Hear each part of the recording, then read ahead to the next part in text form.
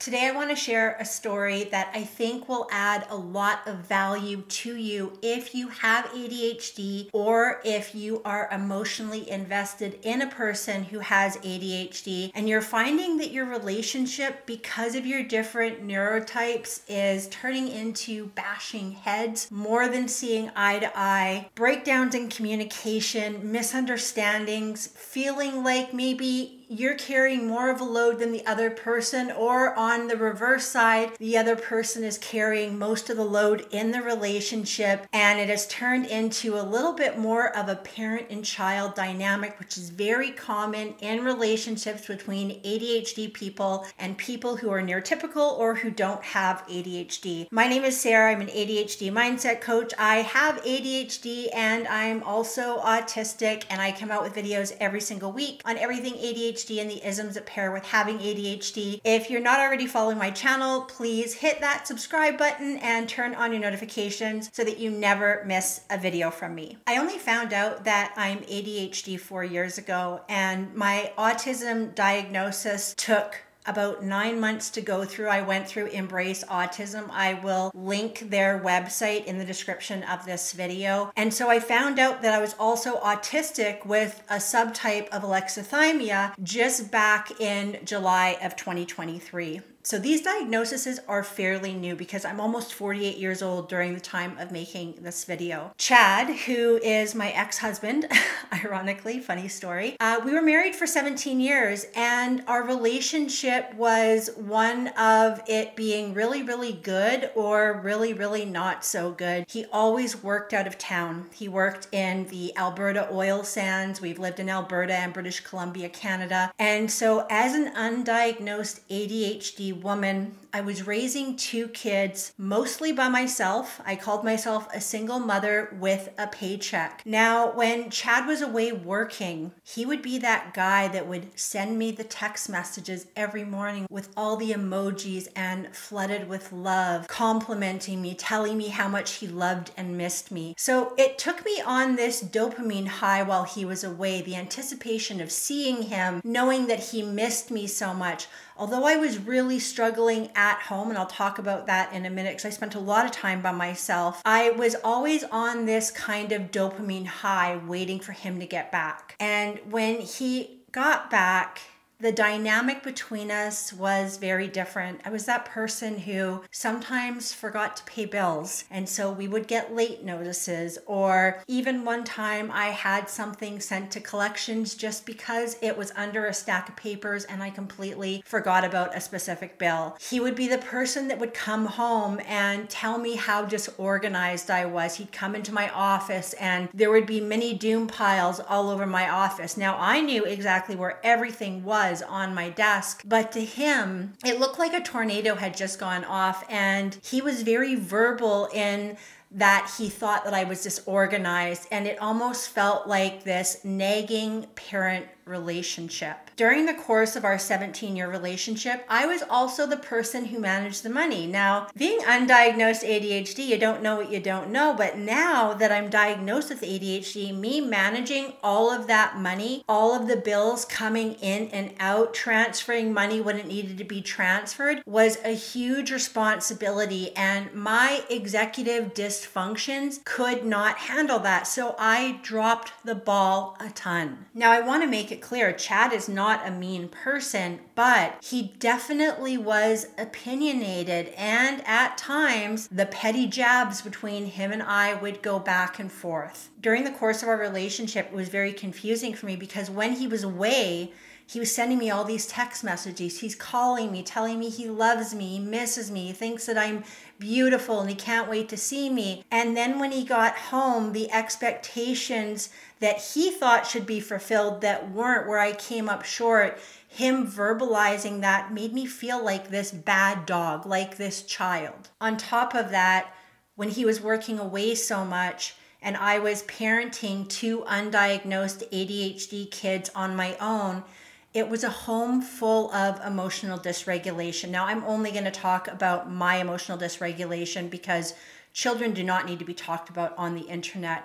I was that mom that raised my voice too easily, that got triggered too easily, that would feel the effects of rejection sensitivity dysphoria from the other moms at the hockey rink or the moms at church at the time we were going to church on a regular basis. And so I would put that emotional burden onto Chad on a regular basis. I was always sad. I was always depressed. I had a lot of social anxiety, and because I felt rejected so much, I almost had this self-sabotaging, now that I can step back and look at the situation, energy that I would bring to new situations. So of course, if I'm standing there being super awkward and inside my head, I'm not energetically available for other people, other moms in hockey games or school settings or the church, to feel like I was an approachable person. But from my perspective, I saw it as being rejected. And this greatly impacted our relationship because Chad is more of an extrovert. He's very personable and charismatic. So people would receive him in a very different way than they would receive me. And that really bothered me. That really hurt my feelings. There would be times where I would have sensory overload because it would be too loud in a certain setting. Or if I was trying to drive and there was a lot of traffic, I had to have the music off and everybody quiet because I was so distractible and already irritated. These little nuances about me, had Chad known that I was ADHD and autistic, he would have dealt with me in a very different way. But because it seemed to come out of nowhere, all of these emotional dysregulation moments and all of these sensory issues, he didn't know how to take me. And honestly, I didn't know how to take myself either. It's been really interesting for me to reflect on not being diagnosed for so long and now to look at my life through the lens of knowing that I'm ADHD and autistic, because almost every problem that I've had, every difficulty that I've had, I can relate it in some way, shape, or form back to my neurotype. Now, with ADHD and autism and any other neurological or mental disorder, there is also going to be cultural context that needs to be considered. But for the most part, living in Canada, growing up in Canada and living here my whole life, I really did not fit in anywhere. I didn't fit in as a child. I didn't fit in when I was in those teenage years. And then married and trying to be this nuclear family, I really felt like I was always coming up short. So my self-esteem absolutely took a beating. And when I would show up in our relationship, I showed up with that. And that wasn't fair to him or fair to my kids or fair to myself. So many people with ADHD struggle with a really low self-esteem. And we also don't always have a strong sense of self, which is why a lot of times ADHD people, when they meet someone new who's exciting and they click with them, they'll almost adopt some of their traits because our sense of self is something that we're so unsure about. And I really believe that it's related back to the fact that we've heard so much negative feedback throughout our childhood and even in our adult life. There were a lot of times throughout our 17-year marriage where I expressed to Chad that I wasn't happy. I expressed to him that I felt like he wasn't consistent. He would be one person when he was away, we were talking on the phone or texting, and then another person when he came home. And he's just a guy who really likes order, which there's absolutely nothing wrong with. But through the years, specifically in the last probably 7 to 10 years, I expressed to him that I wasn't happy. I expressed to him that I didn't see consistency. He's also a guy who struggles with open communication. So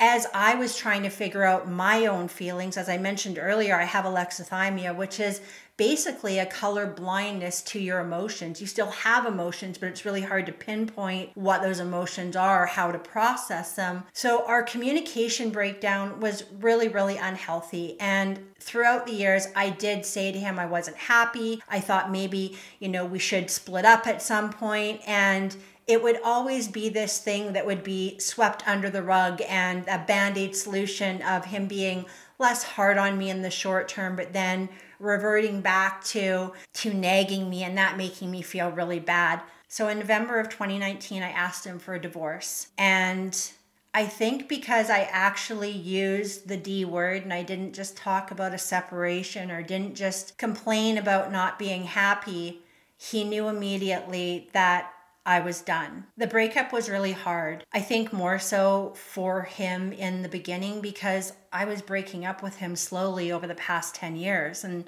that's really common for women to, eventually check out slowly over time. It's not just this cut and dry decision that we make. And he knew I was done.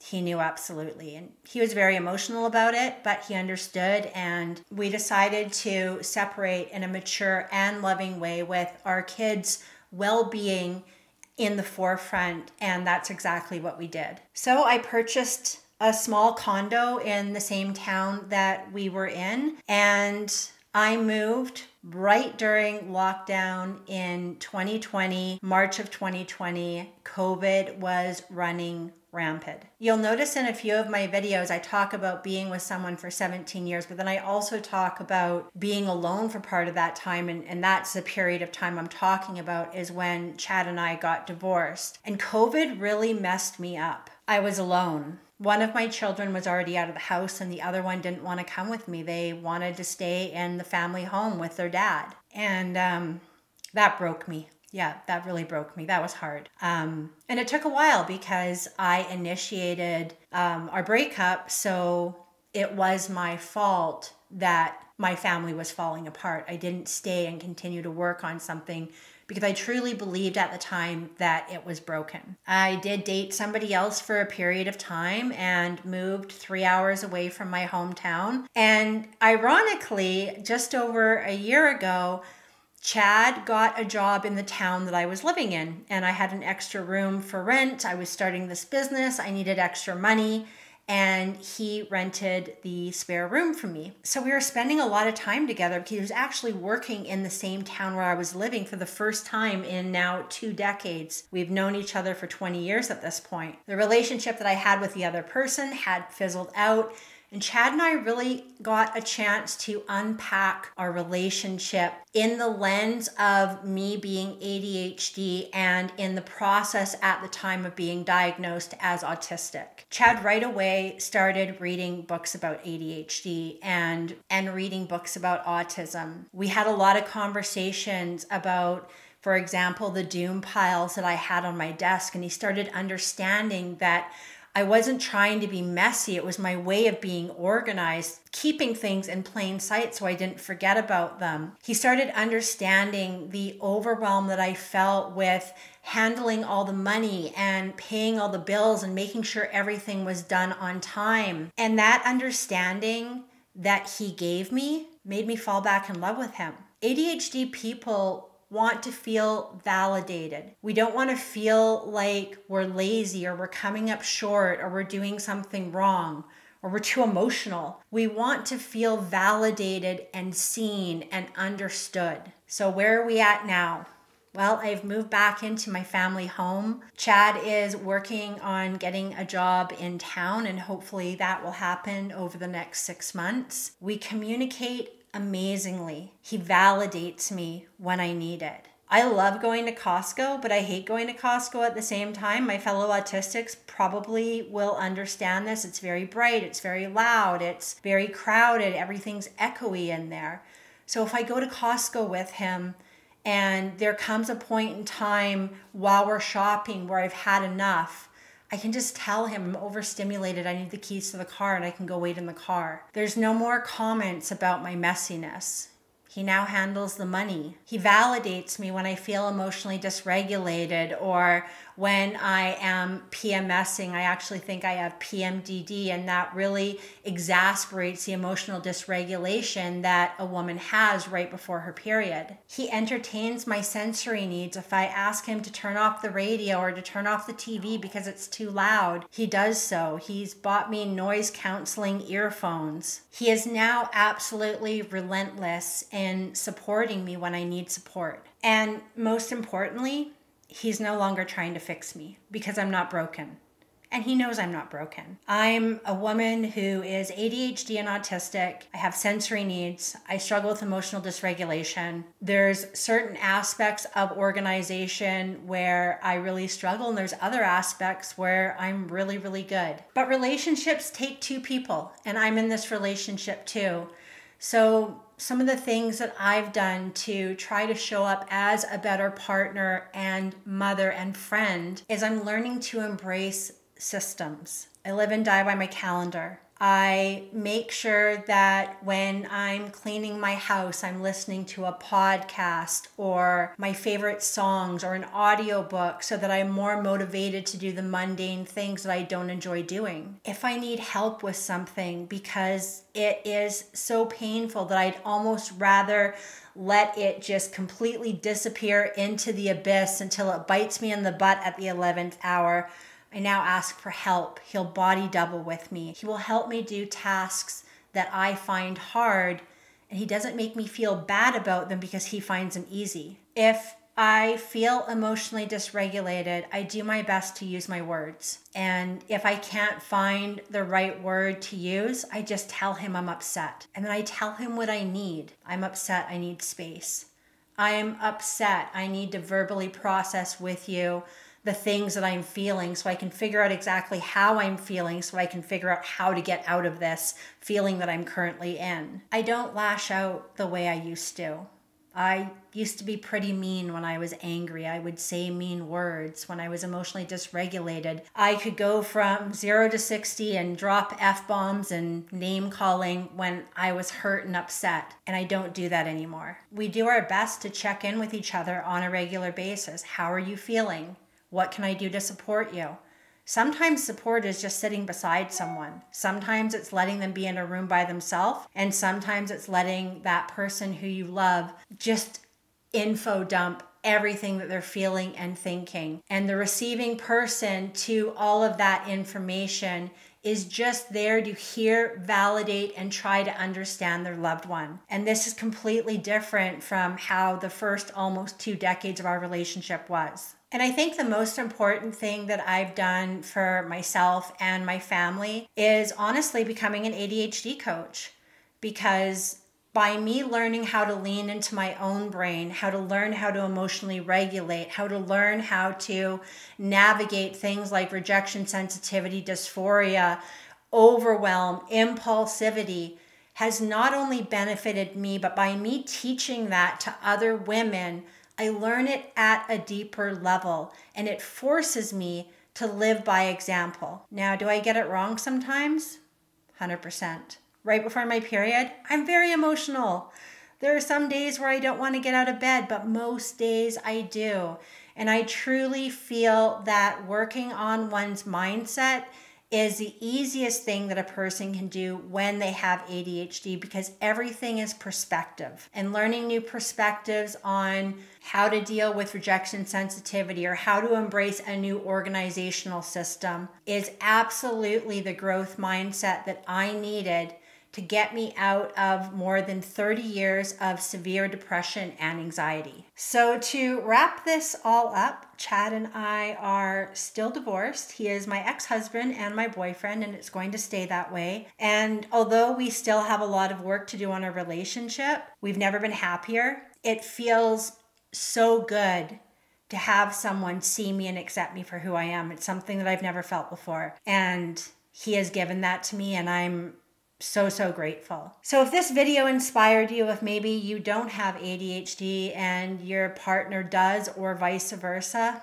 share it with them. Relationships between ADHD people, whether it's for one neurotypical person and one ADHD person, can be absolutely beautiful. But true connection is created through understanding, validation, patience, love, and good communication.